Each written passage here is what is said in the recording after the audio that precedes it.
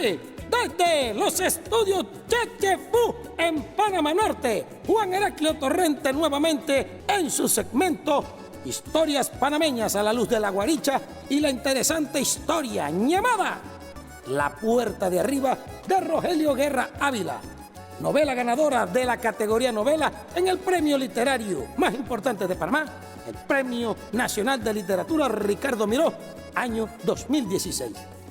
Ya hemos conocido parte de la historia. Iniciamos en el Palabracén.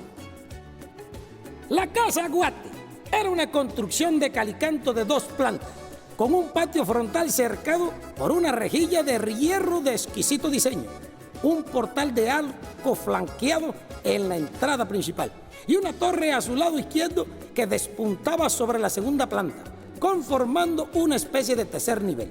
Sus techos eran de tejas coloradas y ocres, las paredes de gran grosor y frisos con losas opacas. Las cerámicas de sus pisos eran de un oscuro color tierra. Durante su primera construcción, allá por los años mi papá Juan, 1859, se le agregó una escalera amplia y una puerta cancel. Sus interiores eran sencillos, con revoques de barro y encalado en las paredes, los cielos rasos de vigas y ladrillos de techo. Originalmente la cocina estaba en un segundo patio, que era el lugar de recibo de las visitas menores. Luego, cuando Marta Lalinde tomó posesión de la casa, fue integrada al resto de la vivienda. Las azoteas eran amplias y aireadas. En el fondo del patio, casi perdido en el medio de la vegetación, se encontraba un aljibe que fue desusado en 1892, cuando se extendió la red de agua por el pueblo, pero que no fue sellado definitivamente sino hasta 3 años después y por fuerza mayor. El interior de la casona era penumbroso y tenía arcos en el portal, columnas toscanas y muros de caliza. En el patio posterior, casi inmediato a la casa, había un galpón donde se guardaban los pertrechos de labranza y servía además de granero y establo para las caballerías, el cual, según los entendidos, fue pasto de las llamas.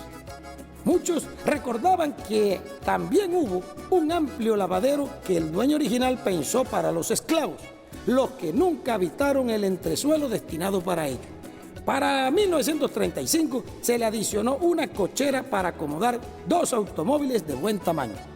Otro de los grandes encantos de la antigua casona eran las cenefas pintadas sobre las paredes y que tenían más de media cabeza de alto. La escalera, que nacía en la primera crujía del piso abajo y unía con los aposentos del piso alto, tenía sus escalones de piedra original y las viejísimas barandas talladas en madera dura. Don Felipe Lalinde Aristizábal, el malogrado padre de Marta, había ordenado construir al final del patio y abajo del nivel del suelo una bodega para almacenar su colección de vinos con botellas muy añejas acopiadas durante sus numerosos viajes a Europa.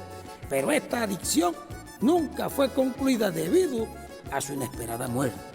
Y la obra quedó demolida por su hija, buscando más espacio donde cultivar sus primores. Ya las mata pues. Las 2 plantas de la casa estaban sostenidas por poderosas columnas de caliza y amplias ventanas protegidas por un enrejado de delicados espirales. Y en la planta superior había un simpático balcón con guardavecinos que siempre estaba lleno de flores. La puerta principal se abría a la cochera y a un lado quedaba la sala, que era más bien un lugar para recibir momentáneamente a quienes llegaban de visita. De las cornisas de caoba oscura colgaban cortinajes de precioso damaso. Cuando Marta Lalinde y su familia se mudaron allí, la casa parecía un claustro sin ninguna iluminación, y para estar en ella había que mantener encendidas las velas y los candiles. Pero eso fue hasta que se instaló la luz eléctrica. Entonces la casona adquirió la fachada de un castillo medieval. El comedor era un salón inmenso con puntal altísimo y pisos de madera noble con hermosas vetas. Una de las primeras cosas que hizo Marta al ocupar la casa fue cubrir las paredes con algunas pinturas que habían sido realizadas por su padre y otras que formaban parte de los obsequios matrimoniales de sus suegros. En su mayoría paisajes criollos que representaban momentos de la vida de los aldeanos, cazadores y pastoras. Algo similar ocurrió en 1989 cuando Damián y Sofía llenaron los espacios con muebles contemporáneos que habían sido en su mayoría obsequio de los padres de ambos. Solo algunos pocos fueron escogidos por ellos mismos en las mejores tiendas de Bogotá, y todos en su conjunto resaltaban la arquitectónica colonial de la casa. Los patios, ¡ay, los patios!, estaban engalanados con plantas y hermosas flores que Marta Lalinde utilizaba para fortalecer la menguada economía familiar. Contrario a ella, para Sofía Villalaz, los jardines no eran una prioridad, aunque sí pensaba en algún momento tenerlos bien dotados. Sin embargo, una de las cosas que a ella le gustó desde el primer momento fueron las 6 imponentes casuarinas que aún quedaban de las 13 que originalmente, a solicitud de Marta, fueron sembradas por Adolfo Usuga casi 100 años atrás. Era como un símbolo de la casa y de su historia. Algo diferente era la alcoba, que había sido de sus padres. No tanto por la pieza en sí, que era en vasta y simplona, sino por la pequeña habitación contigua que ella convirtió en su santuario y lugar de trabajo, como alguna vez lo fuera de don Felipe, antes de que se lo llevara su mala suerte.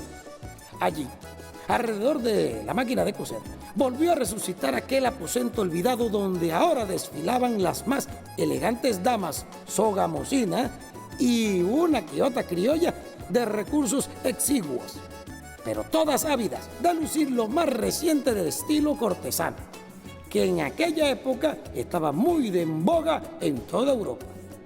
Marta Lalinde, que además de su talento con las agujas y el dedal, tenía un gusto exquisito para la moda.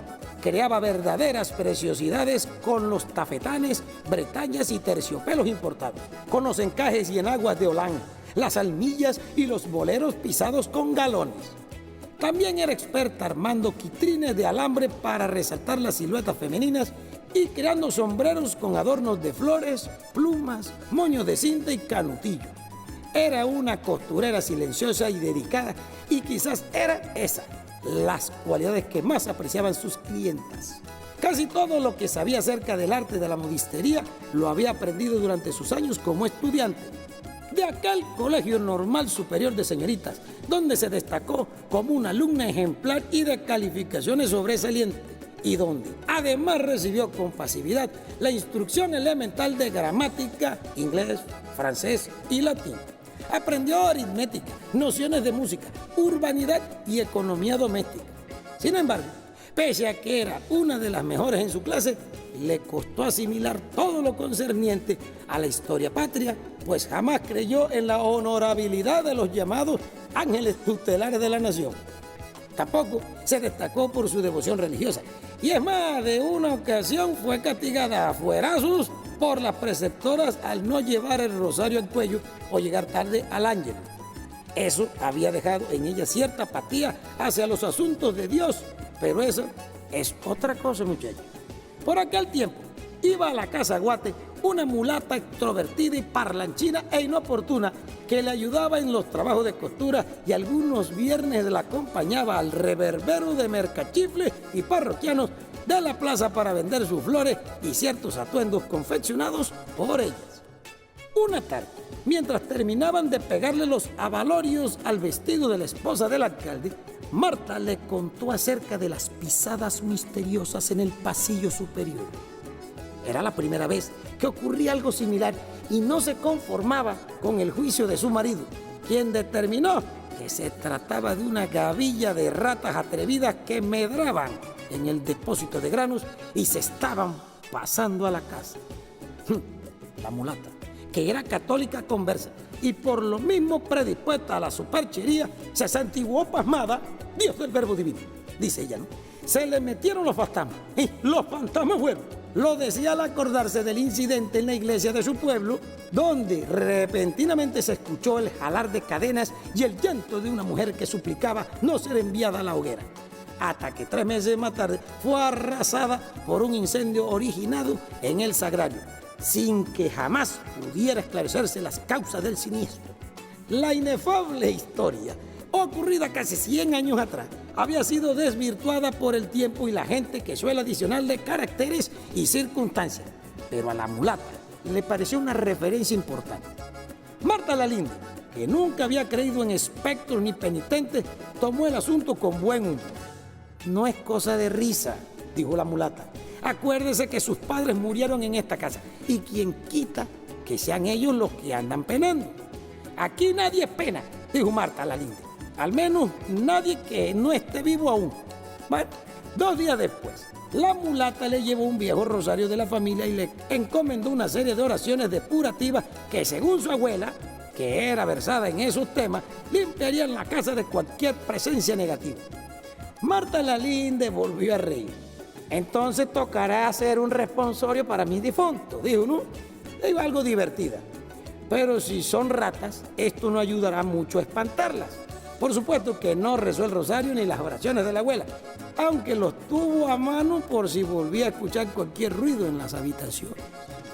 Para la tranquilidad de todos, Adolfo Usuga hizo una limpieza exhaustiva del galpón, colocó trampas en las esquinas del altillo donde almacenaban los granos y se consiguió un par de gatos gañanes que no tardaron en devolverse por donde los habían traído. ¿O qué será? Después de 3 días, sin embargo, las trampas seguían vacías y Marta volvió a escuchar los extraños ruidos. Esa mañana, ella estaba en la cocina hirviendo la leche cuando sintió una serie de pasos cortos en el pasillo superior. Luego escuchó que se destrancaba la puerta y volvían a cerrarla. De inmediato supo que era la del cuarto de costura porque era la única que rasgaba el desnivel del piso. O sea que hacía... Todavía sin asustarse, le hizo señas bruscas a la mulata que en ese momento entraba a la casa con los niños, con el índice sobre los labios, le pidió que guardara silencio, así, que escuchara con atención. Guiadas por el sonido, trataron de establecer si los pasos procedían de la habitación principal o la de los niños, pero luego volvían a sentirlos a todo lo largo del pasillo. Calixto, que se había detenido a pie de la escalera, fue el único que algo pudo ver. Una silueta difusa descendió los peldaños sujetándose de la balaustrada. Convergió directamente hacia él, lo atravesó como una bacanada de humo y finalmente se disipó. Fue cosa de segundos, vea. El niño sintió un vértigo, sus piernitas flaquearon y tuvo que asirse a la pared para no caer. Un temblor irrepetible se apoderó del cuerpecito. La mulata, con un brillo inaudito en sus pupilas, cruzó su pecho de repetidos antiguos, o sea, quedaba de... ¿Qué viste?, le preguntó Marta al niño, y luego, volviéndose hacia la mulata, repitió la pregunta. Dime, ¿qué viste tú? La mulata apenas podía hablar del susto. Nada, señora, yo no vi nada. ¿Y entonces por qué tiembla, pues? Le preguntó Marta, ¿no? Ofuscada porque le está preguntando que no sabe nada. ¿Por qué están asustados? Calixto movía negativamente la cabecita, no entendía qué era lo que había visto, de modo que tampoco podía explicar. Tampoco sabían si lo que estaban sintiendo era temor, angustia o simplemente confusión. La mulata le hizo saber a Marta que muchas veces no era necesario ver las cosas para creer en ellas, ni siquiera sentirlas. Era indudable que algo había vislumbrado Calixto al pie de la escalera. Los niños, por la limpieza de sus almas, solían ser más susceptibles a este tipo de cosas. Se lamentó de no tener el talento de su abuela para luchar contra los misteriosos perfiles del mal, pero se ofreció a hablar con ella, a programar una visita para que hiciera una revisión exhaustiva en cada recoveco y, si fuera necesario, utilizar algunas de sus imprecaciones para echar afuera cualquier penitente que se le hubiera ocurrido deambular por las habitaciones. La circunstancia de los pasos en el piso superior no se debía al galope de una manada de ratas, sino de algo peor que escapaba al entendimiento de ellas. Un minucioso recorrido posterior no dejó evidencia de nada, pero de acuerdo a la mulata, devolverle el orden primordial a la casa era algo que no podía esperar. Se llamaba Sórceles Zambuca. Había llegado con su familia desde la provincia de Mariquita tras abandonar su chacra y sus animales en el éxodo que algún tiempo de destierro voluntario se habían propuesto. En ese entonces su padre, sus tíos y sus hermanos mayores habían perecido en uno de los tantos derrumbes ocurridos en las minas de Santa Ana. Y ella, que apenas andaba por los 15 años, tomó la decisión terminante de empacar lo poco que tenía y emprender un largo viaje sin destino trazado, pero con la convicción rotunda de no volver jamás. Su denuedo no encontró oposición en ninguno de los suyos. Era un grupo de mujeres y niños embullados por el luto de sus hombres muertos y el deseo de recomenzar sus vidas por otro lado. Se decidieron por Sogamoso porque les pareció un pueblo particularmente feliz, porque sus casas eran de una hermosura que solo se puede ver en los sueños y porque no había, hasta donde averiguaron, minas, canteras ni venero de ninguna clase. Se sintieron a salvo de todo peligro. Los Zambuca eran descendientes directos de negros traídos desde Barbados para la explotación minera en Tolima. Pero algunos rasgos notorios revelaban la sangre árabe que seguía bullendo en sus venas. En Zórzales era aún más evidente esos rasgos. Era terrosa, de regular estatura y cabellera apretujada, como alambre de cobre. Sus facciones resultaban toscas, de labios gruesos y de dentadura de mula, pero aún así era hermosa hasta donde le permitía su embrollada raza. Seguía soltera pasados los 30 años, porque no había conseguido que ninguno cumpliera su promesa de quererla para siempre. En la búsqueda de ese amor atónito y escrupuloso, a veces perdía el rumbo. Entonces la desesperanza la alcanzaba y como era muy retobada, le daba por andar con hombres que no tenían ni traían cosas buenas ni tampoco se hacían el ánimo de casarse con ella. Junto a Marta la Linde se habían hecho una diestra en la costura y en el bordado y ocasionalmente solía ayudarla a sacar el trabajo retrasado. De esa manera se ganaba unos pesitos para ayudar en la casa. Sentía que era mucho lo que le debía a aquella familia y como ante todo era una mujer agradecida, no dudó en pedirle a su abuela que se diera la vuelta a la casa Guate a ver si lograba expulsar la morralla de fantasmas que, según su criterio, pretendían hacer de ella sus dominios. Al otro día, la anciana se paseó por el caserón desconocido y revisó con minuciosidad cada habitación. El manejo era el mismo en todas. Entraba, examinaba las paredes, pasaba los dedos por encima de los muebles, casi sin tocar, y emitía un extraño sonido de aprobación o de duda, más o menos como En ocasiones se detenía un instante frente a algún objeto en particular, acercaba los ojos y negaba con la cabeza. Era flaca y huesuda, de semblante severo y algo raro. Expedía un olor fuerte a hierbas curativas y su pelo algodonado apenas se veía debajo de una pañoleta negra atada de cualquier manera sobre sus aladares. La última pieza que examinó fue el cuarto de costura, que parecía un lugar mágico, por la luz intensa que se metía por la ventana abierta en el techo. La anciana repitió el examen sin mayor variación. Miró con aprobación la imagen de San Miguel Arcángel sobre la tablilla y el rosario que llevaba enrollado. Marta y Zórzales, que le habían seguido en silencio durante el recorrido, esperaron con avidez su dictamen.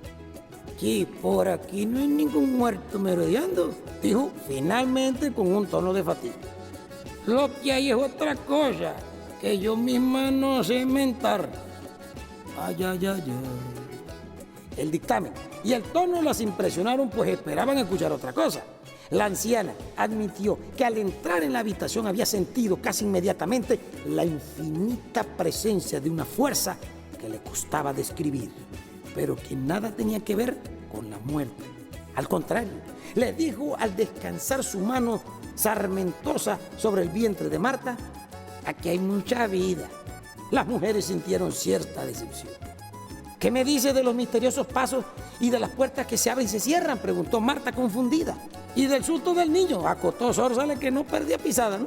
«Hombre, yo la verdad no sé qué pudo ser eso, pero no tiene nada que ver con las ánimas en pena ni nada parecido. Obre Dios para que no sea algo malo. De todas formas, la casa está bien custodiada. El viejo arcángel aquel tiene tendidas sus alas encima de los que viven aquí». Marta se calló. El diagnóstico de la abuela no la tranquilizaba para nada. Es cierto que era recelosa de sus temas, que descreía de las cosas que no alcanzaba a ver, pero también era cierto que una preocupación la trabajaba. Muy exaltada, Zórzales repitió el incidente de los pasos pedidos, del crujir de las puertas y de lo que había asustado a Calixto al pie de la escalera. Incluso habló con toda seriedad sobre la penosa muerte de los Linde en aquella casa muchos años atrás y su idea de que pudieran ser ellos quienes andaban husmeando por las habitaciones. «Cállese, muchacha bruta, que usted no sabe nada. le dijo la abuela de mal talante a la pobre Sórsele, ¿no? Es abrir la boca y es decir cada burrada, ¿no? Sórsele, pobrecita, se cogió de hombro y se ocultó apenas del fastidio. Marta repasó nuevamente cada rincón del costurero, las paredes, el techo recobado, la enfática luz que entraba por la ventana. Oblicuamente vio a la abuela que examinaba con la dificultad de sus ojos agotados los dibujos que se repetían en el papelado de las paredes, justamente sobre el lugar donde habían encontrado el mensaje de brochazos rojos que todavía trataban de descifrar. Al rato, volvió a quejarse del dolor de la cadera y le pidió a la nieta que la llevara de regreso a su casa. Antes de salir, le hizo a Marta una bendición desde la puerta.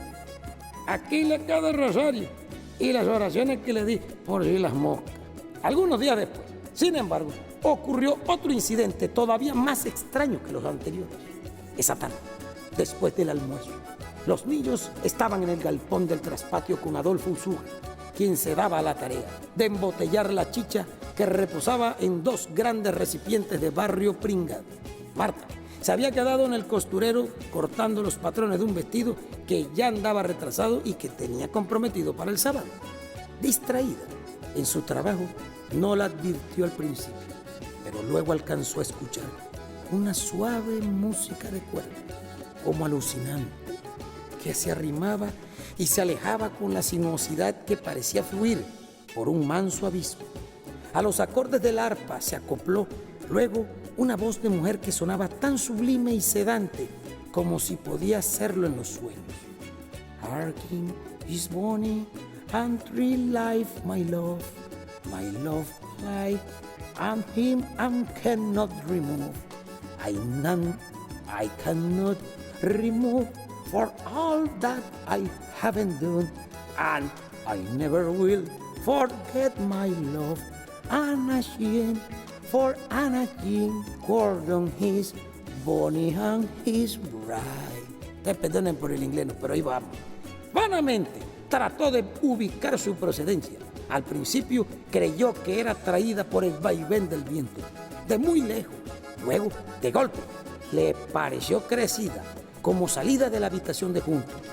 Era tan hermosa que no pudo sentir temor, sino la más profunda tristeza. Dios santo, dijo aturdida, todo esto debería aterrarme, pero es demasiado dulce. Fue una alucinación efímera, porque a los pocos minutos el enigmático milagro cesó, tan repentino como había empezado. Marta volvió a sentarse, con la mano sobre el pecho como queriendo controlar el repiqueteo de su corazón. No bien lo había hecho cuando sintió el ligero roce de algo cerdoso entre las pantorrillas. Aterrorizado ahora sí, echó el cuerpo para atrás de un brinco y se subió en la silla con las piernas encogidas mientras buscaba con los ojos aquello que la había tocado. Era un perrito blanco, de pelaje arremolinado y el rabito torcido que humeaba despreocupadamente por el cuarto. Más calmada, pero todavía sobrecogida por la imprevista aparición, Marta se atrevió a extender la mano y llamarlo. El cachorro fue a ella contento, dando saltitos, y se revolcó en el suelo en un arrebato de alborozo.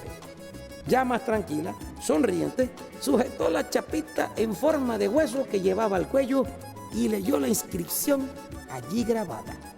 «Draco», dijo asombrada, «¿de dónde has salido?» ¡Ay, papá Gigi! Con esta ubicación fantasmagórica del perrito Drago, le pongo cuidado. Terminamos por hoy el capítulo de la novela titulada La Puerta de Arriba, de Rogelio Guerra Ávila, en el segmento Historias Panameñas a la Luz de la Guaricha. Desde los estudios Chechefu, Juan Heraclio Torrente se presentó hoy y vamos por terminando el segmento, que voy por un cafecito prometido. Nos escucharemos la próxima semana. ¡Viva!